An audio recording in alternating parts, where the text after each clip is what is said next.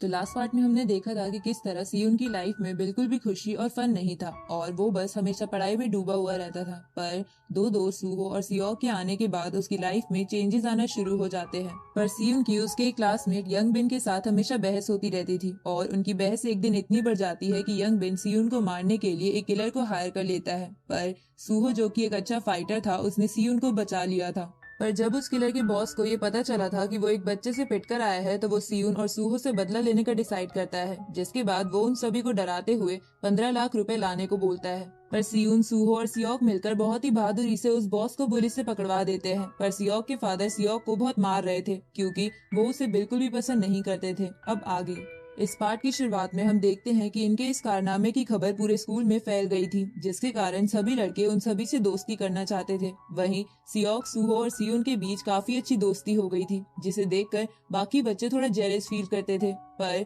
कुछ दिनों बाद से सियोक परेशान रहने लगता है और उसे गुस्सा भी बहुत आने लगता है और वो गुस्से में एक दिन क्लास के एक लड़के से उलझने चला जाता है। पर सूहो सही समय पर आकर सियोक को रोक लेता है। इधर सियुन और सूहो को सियोक के इस बदले हुए रूप को देखकर कुछ समझ नहीं आता है और एक दिन जब सियुन, सूहो, सियोक और वो लड़की जिसका नाम यंग ही था वो सभी क्लब में जाते हैं जहां सियोक सबके लिए ड्रिंक्स लेने जाता है, तो कुछ लड़के सियोक से बात करने की कोशिश करते हैं पर सियोक उनसे छुप जाता है और जब वो वहां से चले जाते हैं तो सियोक वापस अपने दोस्तों के पास आता है जहां वो देखता है कि यंग ही उसके फोन से किसी से बात कर रही थी और वो उसे बता देती है कि वो सब कहाँ है। तो ये देखकर सियोक जल्दी से अपना फोन लेकर कॉल को कट करता है और वो यंग ही पर भी गुस्सा होने लगता है, जिसके बाद उन दोनों में थोड़ी बहस हो जाती है जिससे यंग ही नाराज होकर वहाँ से चली जाती है। तो सूहो उसे मनाने के लिए उसके पीछे जाता है। इधर वो लड़के जिसे यंग ही ने कॉल पर इनकी लोकेशन के बारे में बता दिया था वो वहाँ आ जाते हैं और ये वही लड़के थे जिनसे सियोक छुप रहा था। वो सभी लड़के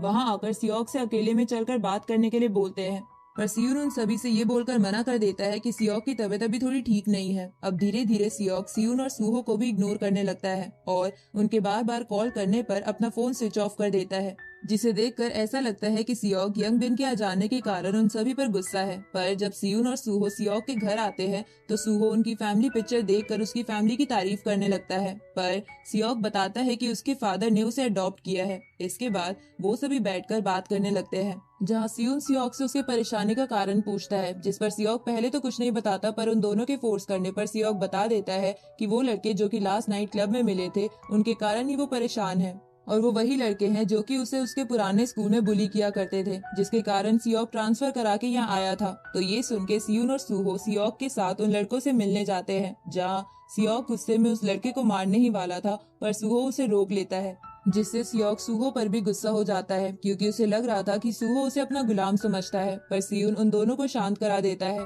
पर सूहो को अब सियोक का ऐसा बिहेवियर अच्छा नहीं लग रहा था। साथ ही सियोक उन सभी लड़कों के साथ बदला लेना चाहता था और सियोक की इस काम में हेल्प करके वो बुली करने वाले लड़कों की गैंग इस मौके का फायदा उठा लेती है, जिसकी वजह से सियोक उन सभी लड़कों का दोस्त बन जाता है। पर वो लड़के बदमाश किस्म के लड़के थे और सियोक भी अब गलत संगत में पड़ जाता है जहां अब उसे अल्कोहल और स्मोकिंग की आदत भी पड़ जाती है। साथ ही वो रोज क्लब जाने लगता है, जिसके बाद सियोक सूहो और सियुन से अपनी दोस्ती तोड़कर यंग बिन से कर लेता है। आगे सियोक हमेशा सियुन को इग्नोर करते हुए उन सभी बदमाश लड़कों के साथ गलत काम करने लगता है और लड़कियों के साथ फ्लर्ट करता है और वो सभी लड़के इस बात का फायदा उठाकर हर काम के पैसे सियोक से ही भरवाते थे। तो ये देखकर सियुन को सियोक के लिए फिक्र होने लगती है क्योंकि वो जानता था कि सियोक गलत रास्ते पर जा रहा है और वो उसे समझाने की कोशिश भी करता है पर वो सियुन की बात नहीं मानता। अगले दिन जब सभी बच्चे कैंटीन में लाइन लगाकर अपना अपना लंच लेने के लिए खड़े थे तो सियोक और उसके नए दोस्त लाइन तोड़कर सबसे आगे चले जाते हैं।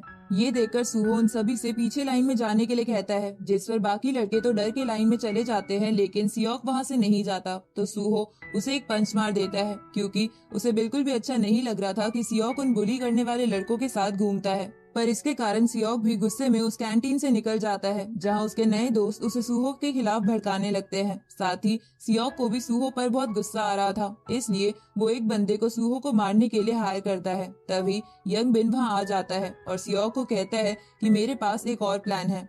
आगे जब सूहो नाइट डिलीवरी कर रहा था तो वो सभी मिलकर सूहो के स्कूटर का ब्रेक कट कर देते हैं, जिसके कारण सूहो का एक छोटा सा एक्सीडेंट हो जाता है और वो थोड़ा इंजर्ड हो जाता है।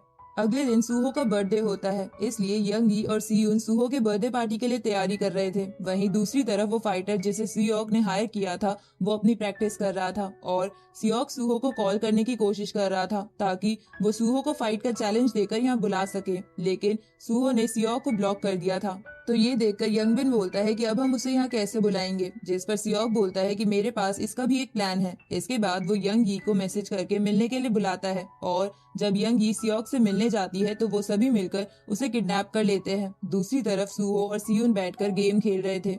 तभी सूहो पानी पीने के लिए चला जाता है। उसी वक्त सूहो के फोन पर सियोक का मैसेज आता है जिसे सियून पढ़ने लगता है, जहां सियोक ने लिखकर भेजा था कि उसने यंगी को किडनैप कर लिया है और अगर उसे यंगी को बचाना है तो उसे उसके बताए हुए जगह पर आना होगा। अब ये बात सियून सूहो को नहीं बताता और सभी मैसेज को डिलीट करके खुद उस जगह के लिए निकल जाता है, जहां वो सूहो को झूठ बोलता है कि वो पास वाले स्टोर में कुछ खाने के लिए लेने जा रहा है।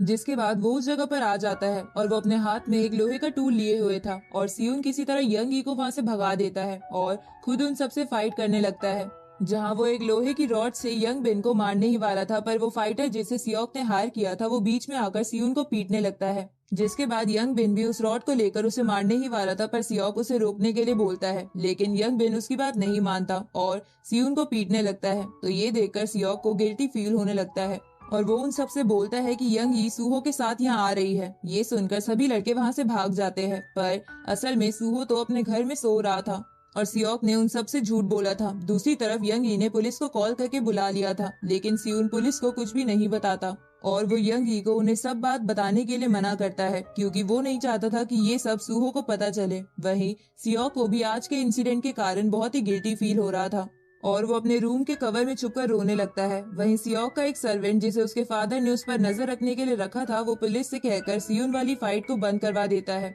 तो सियोक उससे पूछता है कि तुम्हें कल रात के इंसिडेंट के बारे में कैसे पता चला, जिस पर वो बंदा बताता है कि मुझे सियून ने कॉल करके इस फाइल को बंद करवाने के लिए बोला था। नेक्स्ट मॉर्निंग क्लास में सूहो जब देखता है कि सियून और सियोक दोनों क्लास नहीं आए हैं तो वो सियून को कॉल करता है, पर वो कॉल रिसीव नहीं करता और मैसेज करके कोई बहाना बना देता है। जिसके बाद सूहो यंगी से भी उसके बर्थडे वाली रात के बारे में पूछता है कि वो ये कहकर गई थी कि वो कुछ सामान लेने जा रही है, पर वो वापस क्यों नहीं आई थी, जिस पर यंगी भी कोई झूठ बोल देती है, जिससे सूहो को सेटिस्फेक्शन नहीं होता और वो अगले दिन उन्हीं बदमाश लड़कों के पास जाकर सियोक के बारे में पूछने लगता है, जहाँ वो पहले तो उसे कुछ नहीं बताते, पर एक थप्पड़ खाने के बाद वो उसे बस ये बताता है कि उसी ने उसकी गाड़ी के ब्रेक फेल किया था।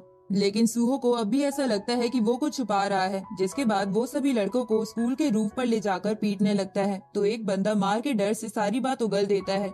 दूसरी तरफ सियोक के फादर सियोक को बहुत मारते हैं क्योंकि अगर उसके कारनामे की खबर फैल जाती तो उसकी बहुत बदनामी होती। इतनी मार खाने के बाद वो गुस्से में घर से निकल जाता है, जहाँ उसे सूहो का मैसेज आता है जहाँ उसने बोला था कि वो उससे मिलना चाहता है और अगर वो नहीं आया तो वो उसके सभी दोस्तों को मार देगा। वहीं सूहो यंग बिन और उसके दोस्तों को बहुत टॉर्चर कर रहा था। तभी सियोक उसी फाइटर को कॉल करके सूहो के बारे में बता देता है।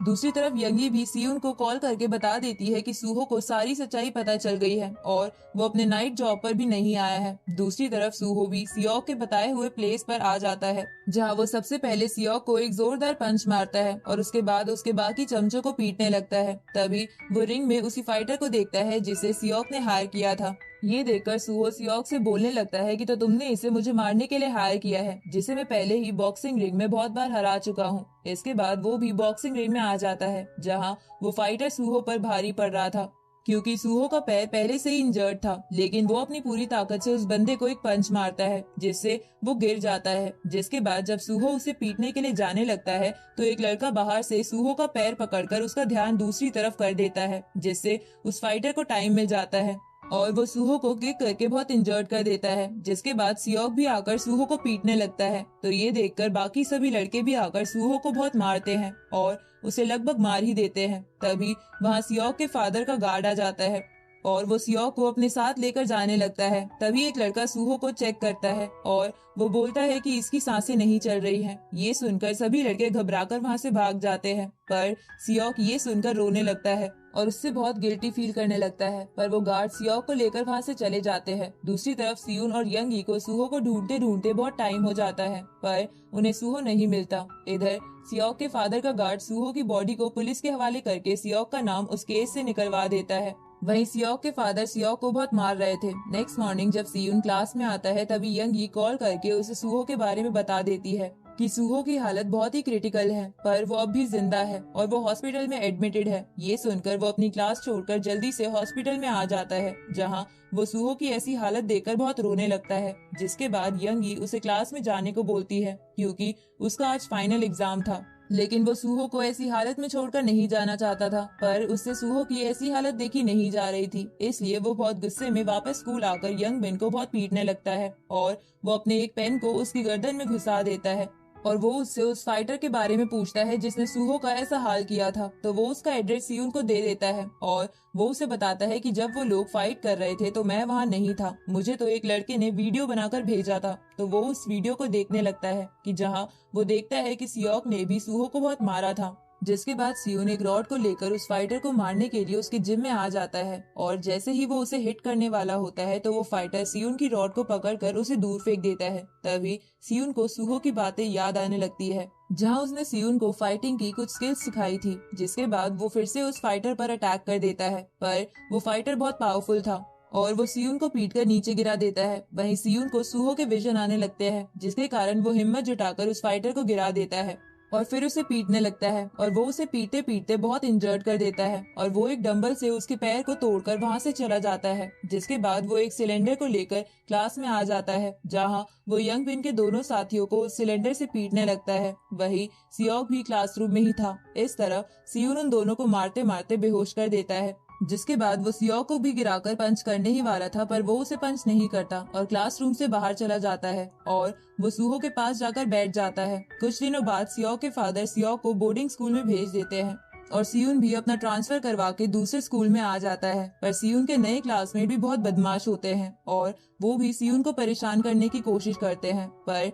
सियुन अपना पेन निकालकर उसे गुस्से में देखने लगता है। और इसी के साथ ये सीरीज यहीं पर खत्म होती है।